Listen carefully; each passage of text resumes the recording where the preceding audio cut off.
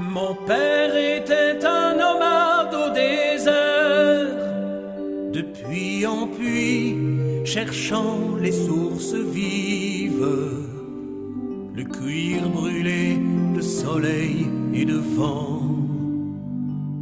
Mon père était un nomade au désert. Chers frères et sœurs, vous allez suivre l'enseignement biblique intitulé « Témoigner de Dieu dans la puissance du Saint-Esprit », enseignement qui sera donné par M. l'abbé Hippolyte Mwaka Moussav. Glory, glory, hallelujah. Glory, glory, hallelujah. Glory, glory, hallelujah. Loué soit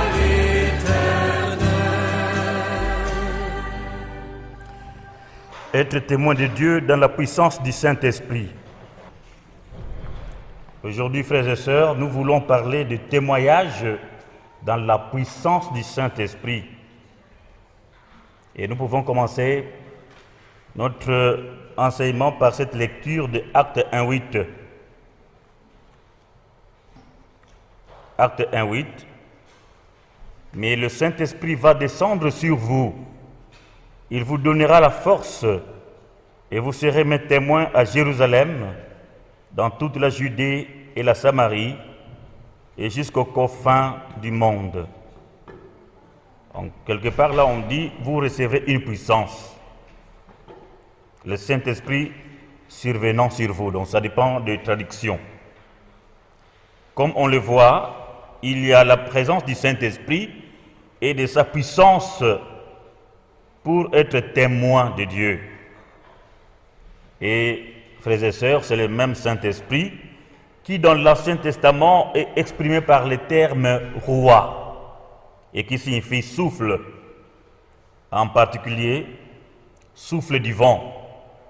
Et c'est lui, le Saint-Esprit, qui, dans l'Ancien Testament, conférait à telle ou telle personne un ministère bien précis. Un ministère roi, prêtre, prophète. Donc, c'est un ministère bien précis et c'est sous l'action du Saint-Esprit. Les rois étaient des personnes consacrées dont on doit respecter l'onction parce que c'est le Saint-Esprit qui les a placés à la tête de leur peuple. Et nous pouvons dire dans 1 Samuel 10, 1, Samuel prit une fiole d'huile et la répandit sur la tête de Saül. Puis il l'embrassa en disant, « N'est-ce pas le Seigneur qui t'a conféré cette onction pour faire de toi le chef de son peuple Israël? C'est toi qui gouverneras le peuple du Seigneur, toi qui le sauveras de la main des ennemis qui l'entourent. » Et donc voilà, il a un ministère bien précis. Et on peut aussi lire 2 Rois 11, 12. Et à part le roi, il y a les prophètes. Les prophètes rendaient témoignage à la parole avec courage. Et c'est l'Esprit de Dieu qui les en rendait capables. Donc, cette capacité-là, c'était grâce au Saint-Esprit, à l'Esprit de Dieu. 1 Roi 9, 15 à 16. Donc, à part le roi, à part les prophètes, il y avait aussi les prêtres ou sacrificateurs. Si les prêtres ou sacrificateurs avaient une mission et des pouvoirs, c'est l'Esprit de Dieu qui les a choisis dans le peuple. On peut lire, par exemple, Exode 29, verset 44. « Je consacrerai la tente de réunion et l'autel, je consacrerai de même Aaron et ses fils pour qu'ils soient prêtres à mon service. » Exode 29, 44. Mais comment? La réponse c'est dans Exode 30, 25 à 30.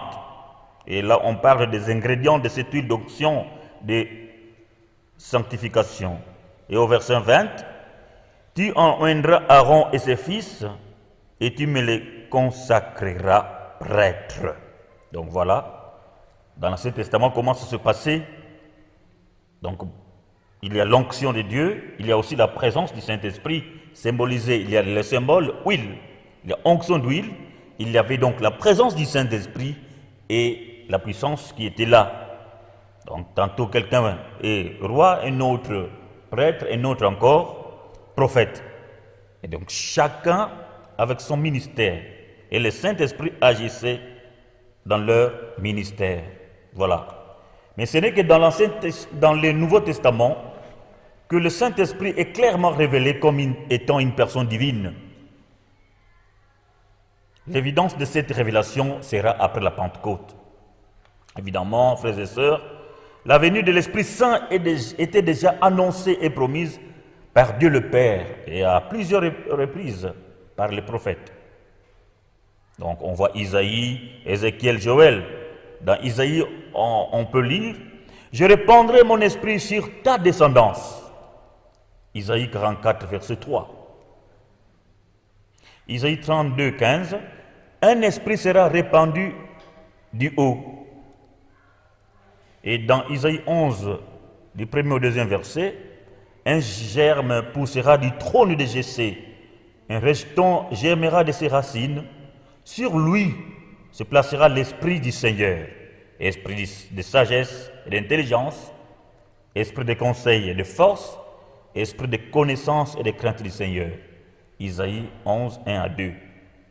Et Ézéchiel aussi prophétisait « Je répandrai mon esprit sur la maison d'Israël. » Et là, ça peut continuer. Donc, on peut lire Ézéchiel 36, 26 à 28, ou Ézéchiel 37, 13 et suivant. Il y a aussi la prophétie de Joël, Joël 3, 1 à 4. Frères et sœurs, toutes ces promesses ont trouvé leur réalisation à la Pentecôte. Mais avant d'en arriver là, citons déjà 2 témoins de Dieu dans la puissance du Saint-Esprit avant même la Pentecôte. Il y a Marie, qui est troublée lors de l'annonciation, dans Luc 1, 26 à 38, et l'ange Gabriel est là. L'Esprit Saint descendra sur toi. Sur toi, la puissance de Dieu étendra sa main. Celui qui naîtra sera donc saint et appelé Fils de Dieu. Luc 1, 35. Et là, frères et sœurs, on voit le Saint-Esprit. Donc on dit, le Saint-Esprit descendra sur toi. Et on ajoute, la puissance de Dieu étendra sa main. Voilà. Donc, il y a la présence de Dieu, le Saint-Esprit qui est Dieu, et sa puissance. Et nous savons comment Marie a rendu témoignage de Dieu dans sa vie, grâce à la puissance du Saint-Esprit, avant même la Pentecôte. Et au jour de la Pentecôte, elle était encore là. Il y a aussi Jean-Baptiste, qui dès sa naissance était rempli du Saint-Esprit. Et nous pouvons lire dans Luc 1, 15 à 17. Dès sa naissance, on dit, dès le sein maternel, il était rempli du Saint-Esprit. Et voici comment il a rendu témoignage. Lorsque les Juifs envoyèrent de Jérusalem des prêtres et des Lévites pour lui demander son identité,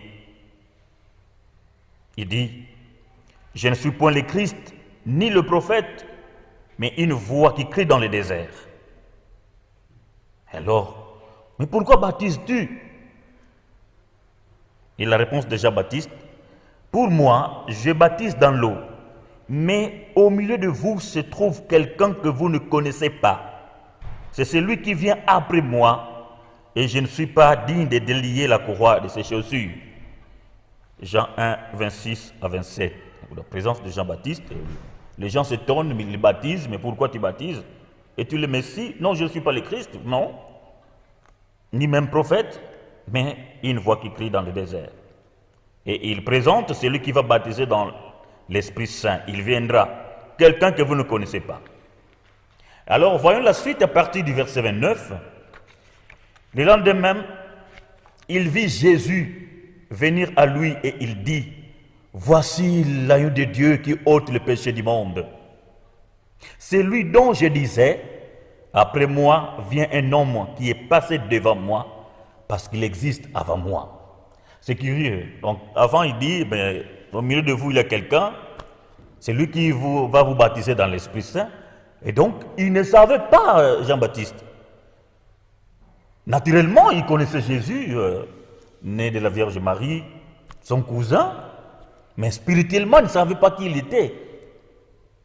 Il dit dans le verset 31, « Je ne le connaissais pas, mais si je suis venu baptiser dans l'eau, c'est pour qu'il fût manifesté à Israël. » Et nous continuons, verset 32, Jean avait fait cette déclaration, « J'ai vu l'Esprit descendre du ciel comme une colombe et se poser sur lui. » Verset 33, « Pour moi donc, je ne le connaissais pas, mais celui qui m'a donné la mission de baptiser dans l'eau m'avait dit, c'est lui sur qui tu verras l'Esprit descendre et se poser, c'est lui qui baptise dans l'Esprit Saint. » Et au verset 24, « Je l'ai vu et j'atteste qu'il est le Fils de Dieu. » De frères et sœurs, voilà comment Jean-Baptiste arrive à témoigner de Jésus-Christ dans la puissance du Saint-Esprit. Naturellement, il connaissait Jésus, oui, son cousin, mais spirituellement, il ne savait pas qui était Jésus. Mais c'est qui ce Messie, puisque lui aussi attendait le Messie. Il dit lui-même par 2 fois ici, je ne le connaissais pas. Mais celui qui m'a donné la mission de baptiser m'avait dit. Alors qu'est-ce qu'il avait vu? L'Esprit qui était descendu et se posait sur Jésus. Et il s'est dit, ah donc c'est lui qui va baptiser dans l'Esprit Saint. Et pour témoigner, il dit, je l'ai vu. Donc il est témoin. Et j'atteste qu'il est le Fils de Dieu. Voilà quelqu'un qui était déjà témoin de Dieu dans la puissance du Saint-Esprit avant même la Pentecôte. Donc après Marie, Jean-Baptiste. Et oui, frères et sœurs, Jésus est le Fils de Dieu. Il est le Messie. Et au début de sa fonction messianique, il se présente dans la synagogue de Nazareth et dit à haute voix que c'est à lui que se rapportent les paroles d'Isaïe.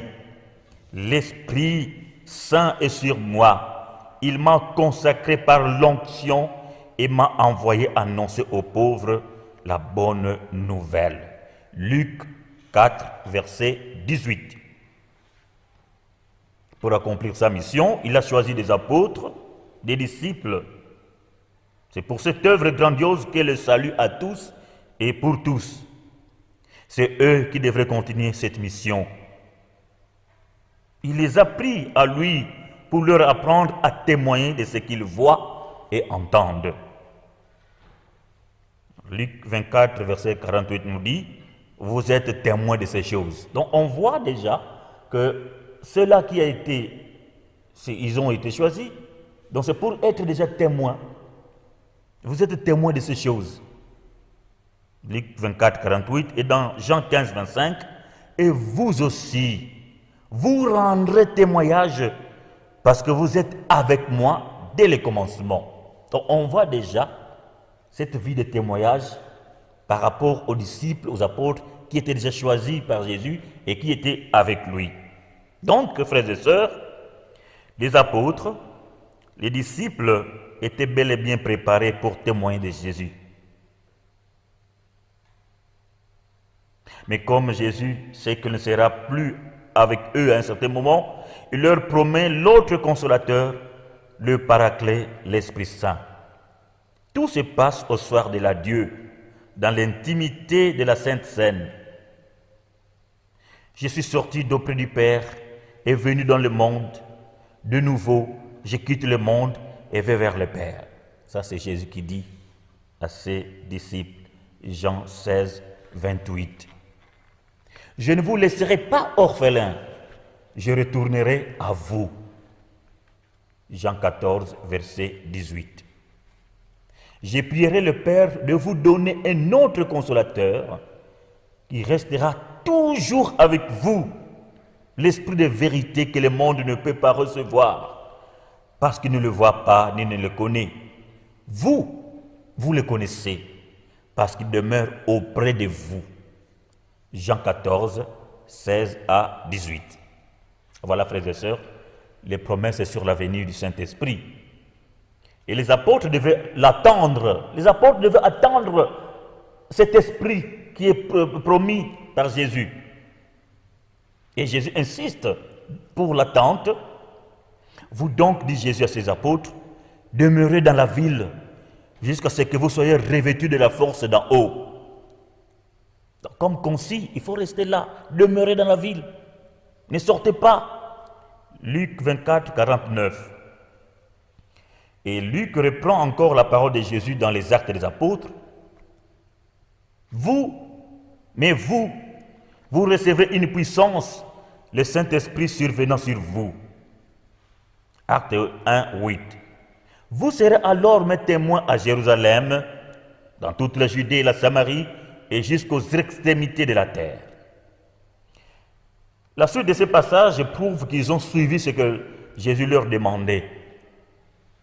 La suite c'est, nous lisons dans Acte 1, 12, 14, rentrés en ville, ils montèrent dans la chambre haute où ils se tenaient habituellement.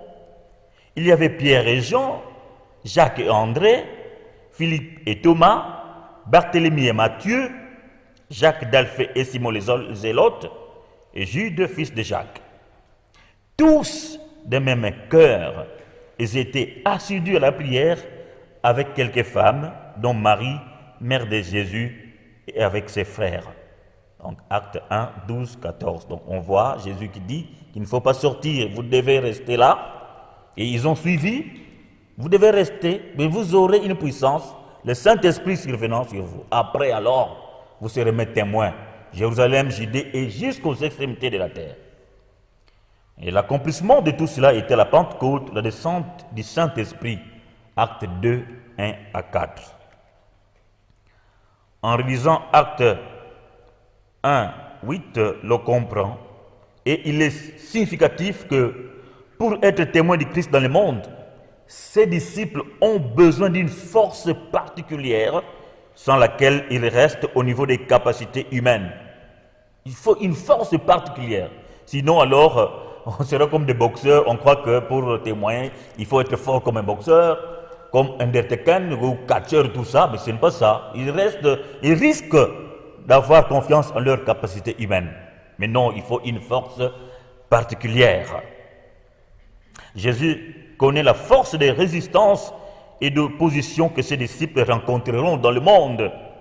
Et il sait que pour vaincre les forteresses d'incrédulité, les forteresses de méchanceté, de haine à son encontre, ceux qui témoignent de lui ont besoin de revêtir cette puissance du Saint-Esprit et des armes puissantes, comme le souligne encore Paul dans 2 Corinthiens 10, du 3e au 5e verset. Quand on voit la manière dont les premiers disciples ont accompli leur mission dans le monde et l'opposition qu'ils rencontraient, frères et sœurs, nous observons que leur force résidait dans le revêtement de la puissance de l'Esprit Saint. Avec courage et sans peur, ils étaient témoins de Dieu, témoins de Jésus-Christ. Et l'auteur aux Hébreux dit que Dieu appuyait leur témoignage par des signes, des prodiges et divers miracles, et par les dons du Saint-Esprit distribués selon sa volonté.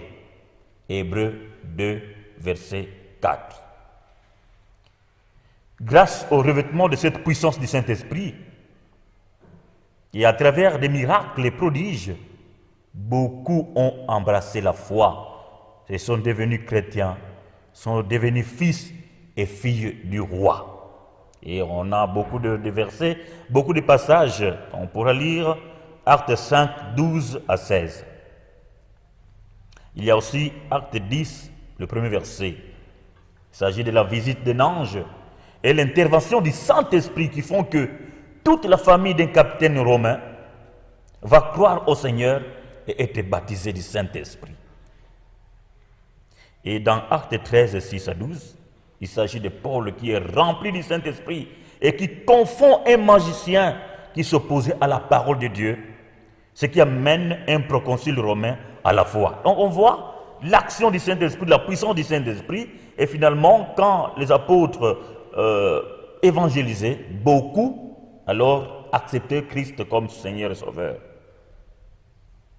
L'onction reçue change l'identité des apôtres, des disciples. Ils sont changés, l'identité change avec l'onction, avec la puissance du Saint-Esprit. Des Pierre peureux, par exemple, aux Pierre courageux. Et on voit dans Actes 3:12, voilà, à propos de la guérison d'un boiteux à la belle porte du temple, Pierre commence à parler. Alors Pierre qui devant une femme tremblotait, maintenant, grâce à la puissance du Saint-Esprit, le Saint-Esprit est avec lui, finalement, avec courage, il parle à tue-tête, il témoigne de Dieu, il témoigne de Jésus-Christ ressuscité. Ce n'est pas moi, mais c'est le Christ ressuscité qui vient de guérir. En tout cas, les apôtres rendaient avec beaucoup de force témoignage de la résurrection du Seigneur Jésus et une grande grâce reposait sur eux. Acte 4, 33. Et ils se déclaraient témoins de Jésus ressuscité qui opérait par eux beaucoup de miracles et prodiges. Ils parlaient de Dieu avec force et assurance. Donc on ne voit plus les apôtres dans la peur, mais ils étaient là courageux, avec force et assurance, ils parlaient de Jésus-Christ de Nazareth, les victorieux, les ressuscités. Paul, pour sa part, dit, par la puissance des miracles et des prodiges, par la puissance de l'Esprit de Dieu, en sorte que depuis Jérusalem et les pays voisins, jusqu'en Illyrie, j'ai abondamment répandu l'évangile du Christ. Donc il y a la puissance du Saint-Esprit qui l'aidait vraiment à répandre l'évangile du Christ. Et c'est ça, c'est Saint Paul qui le dit. Romains 15, verset 19. Voilà, mais par faute de temps, nous ne pouvons pas tout dire sur ce que les apôtres ont fait dans leur mission, alors qu'ils étaient revêtus de la puissance du Saint-Esprit, de la puissance d'en haut. Certains disent, bien sûr, nous connaissons toutes ces choses, mais aujourd'hui tout a changé. Nous ne vivons plus l'époque du début de l'Église. Aujourd'hui, c'est la mondialisation et ses conséquences, mon Père. D'aucuns disent même qu'à l'allure où vont les choses, peut-être que le Saint-Esprit a diminué de force, de puissance. Frères et sœurs, si les conditions de vie des habitants de la terre ont évolué, leur cœur reste le même. Les besoins profonds de leurs âmes demeurent. Les malades ont toujours besoin d'être guéris. Et les captifs des démons attendent leur délivrance. Aujourd'hui encore. Et quand nous voyons dans la Bible le ministère de Jésus et celui de ses premiers disciples, là on lit Actes des Apôtres, en faisant la comparaison, frères et sœurs, avec notre situation, nous découvrons qu'en réalité, c'est nous qui avons changé. Nous sommes devenus conformistes, tièdes, mondains. Et l'Esprit de Dieu est devenu spectateur de nos pénibles et vains efforts. Dieu n'a jamais changé. Jésus-Christ est le même hier, aujourd'hui et éternellement. Et nous le disons dans Hébreux 13, 8. Le Saint-Esprit n'a jamais changé. Nous l'avons reçu lors de notre baptême et de notre confirmation. Qu'avons-nous fait des grâces de notre baptême et de notre confirmation? Jésus est le souverain sacrificateur. Il est le grand prêtre. Hébreux 4, 14 à 16. Jésus est le roi des rois. Jean 18, 36, 37. Apocalypse 19, 16. Jésus est le prophète annoncé par Moïse. Deutéronome 18, verset 18. Acte 3, verset 12. Jean 1, 14. De par notre baptême et notre confirmation, nous avons reçu les trois facettes de l'onction de Jésus. Donc là, je viens de noter les trois facettes de l'onction de Jésus. Il était grand prêtre, roi des rois, prophète. Et lors de notre baptême et notre confirmation, nous avons reçu ces trois facettes, ces trois aspects de l'onction. L'onction prophétique. Nous sommes des prophètes. L'onction prophétique pour parler de Dieu, pour l'évangélisation. Et aujourd'hui, nous disons, mais les gens, est-ce que les gens, on dirait qu'ils ne croient plus, on ne sent plus la ferveur de l'esprit. Mais oui, nous sommes des évangélisateurs. Parce que nous avons en nous, par notre baptême et notre confirmation, l'onction prophétique de Jésus, l'onction prophétique. Nous devons évangéliser, nous devons parler de Jésus. Et parfois nous avons des réserves, on a peur de parler de Jésus. Je ne sais pas ce que l'autre va dire. Et pourtant, Anne, dans Luc 2, 38, qu'est-ce qu'elle faisait? Elle louait Dieu et elle parlait de Jésus à tous ceux qui attendaient la délivrance de Jérusalem. Elle louait Dieu et parlait de Jésus. Ça, c'est Anne dans Luc 2, 38. Donc voilà, il y a l'onction prophétique que nous avons en nous. Donc nous devons parler de Dieu, nous devons évangéliser. Et aujourd'hui, il y a beaucoup de techniques d'évangélisation. Voilà, c'est bien. Deuxièmement, autre facette, l'onction sacerdotale. Tout baptisé est prêtre, les sacerdoces royales. Donc, à partir de l'onction sacerdotale, nous sommes obligés d'offrir à Dieu des sacrifices de louange et d'adoration, de faire des prières pour détruire le joug. Donc là, nous avons l'onction sacerdotale pour prier. Donc, on peut prier pour des gens, on peut délivrer par nos prières et détruire le joug au nom de Jésus-Christ dans la prière. Et nous avons l'onction royale. L'onction royale parce que nous sommes enfants du roi, c'est pour régner et pour étendre le royaume de Dieu. Donc, les apôtres avaient les trois facettes. Ils parlaient de Jésus ressuscité, l'onction prophétique. Ils priaient pour des gens, il y avait des guérisons, il y avait beaucoup de prodiges, donc l'onction sacerdotale. Et il y avait en eux l'onction royale, parce que, en fait, le roi était là, Jésus-Christ était accepté, et finalement, beaucoup de gens embrassaient la foi pour entrer dans la sphère du royaume des cieux. Voilà les trois facettes. Nous avons les trois aspects de l'onction.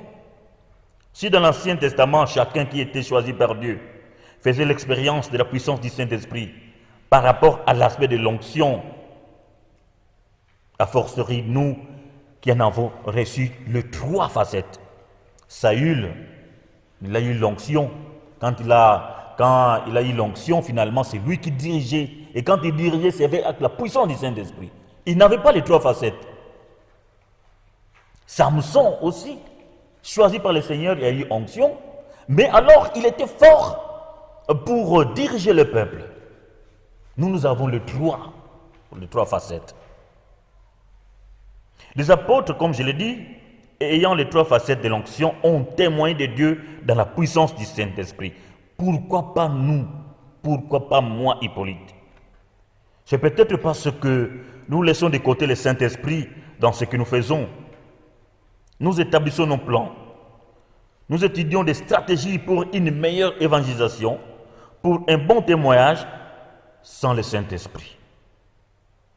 Nous oublions qu'en lisant les actes des apôtres, nous voyons comment l'Esprit Saint a opéré dans la vie de l'Église naissante.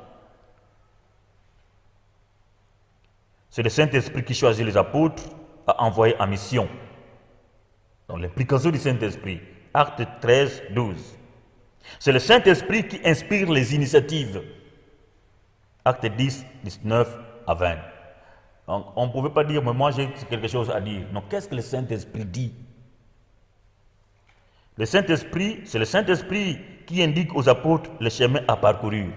Donc, ils ne pouvaient pas aller sans le Saint-Esprit qui dit, vous pouvez aller. Acte 16, 6 à 7.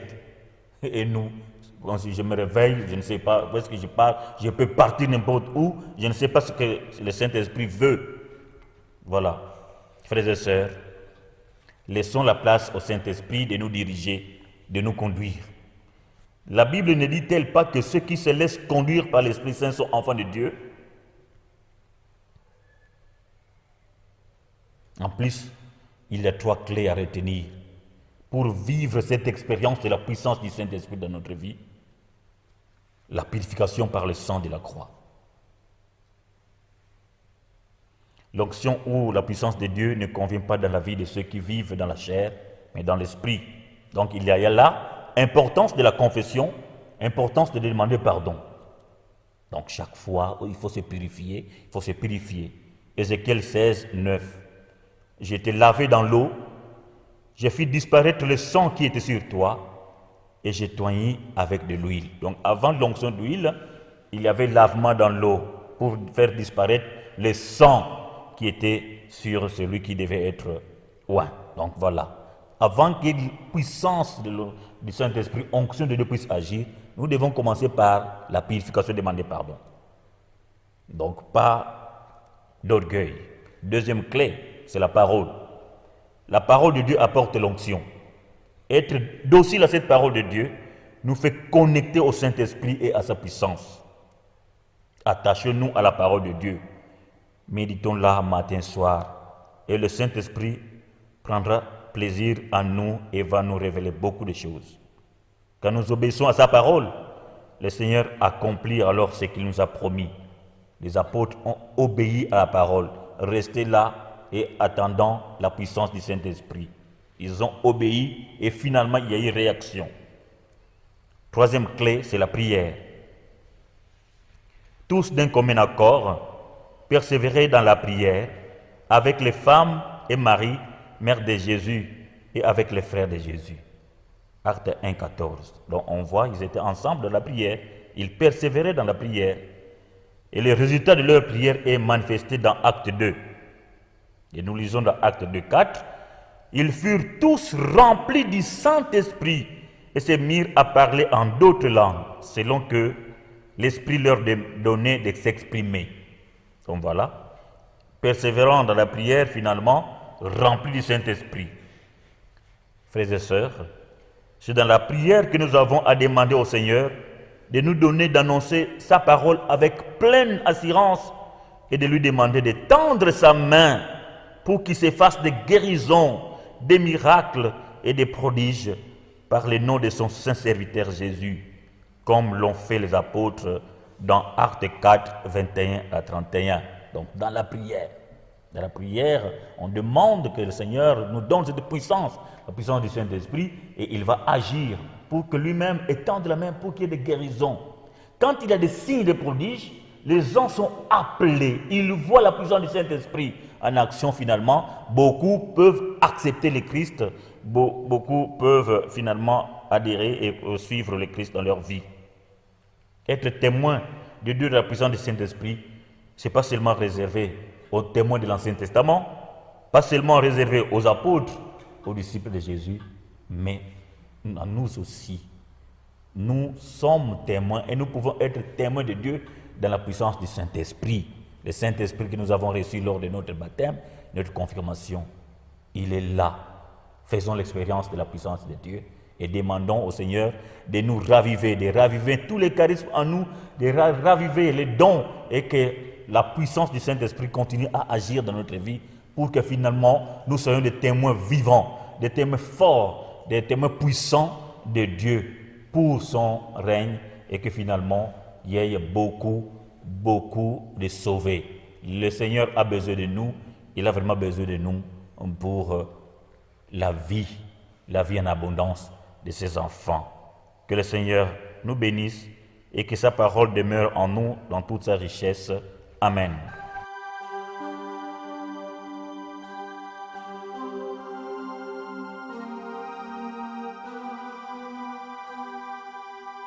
Chers frères et sœurs, vous venez de suivre l'enseignement biblique intitulé « Témoigner de Dieu dans la puissance du Saint-Esprit », enseignement donné par M. l'abbé Hippolyte Mwaka Lousavou. De soleil et de vent. Mon père était un nomade au désert, poussant devant quelques brebis poussives. Derrière lui, la femme et les enfants. Glory, glory, hallelujah. Glory, glory, hallelujah. Glory, glory, hallelujah. Loué soit l'Éternel.